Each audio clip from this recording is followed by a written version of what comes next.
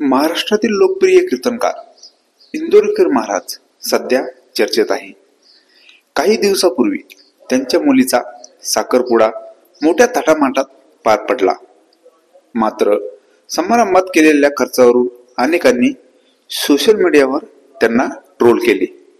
या ट्रोलिंग नंतर वैतागलेल्या इंदोरीकर महाराजांनी आपल्या कीर्तनातून ट्रोलर्सचा समाचार घेतला. तसेच 2-4 दिवसात यापुढे कीर्तन करायचे की नाही याचा निर्णय घेणार असल्याचे सांगितले. इंदोरीकर महाराजांच्या मुलींचा साखरपुडा मोठा थाटामाटात पार पडला आणि तोच साखरपुडा बघून लोकांनी त्यांना ट्रोल करायला सुरुवात केली. लोकांच्या प्रतिक्रिया अशा होत्या की महाराज तर लोकांना सांगतात की लग्न साधारण करा, महाराज लोकांना साधारण लग्न करा असे बोलतात आणि महाराज त्यांच्या मुलीचा साखरपुडा मोठ्या थाटामाटात करतात.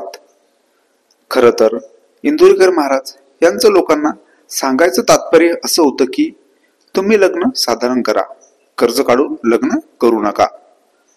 जेव्हा इंदोरीकर महाराजांच्या मुलीचा साखरपुडा झाला तेव्हा त्यांना ट्रोल करण्यात आलं आणि नंतर महाराजांनी सांगितलं की माझ्या मुलीच्या कपड्यावर कमेंट झाली, माझ्याबद्दल तुम्ही काही बोला पण माझ्या मुलाबद्दल काही बोलू नका, असं इंदोरीकर महाराज म्हणाले.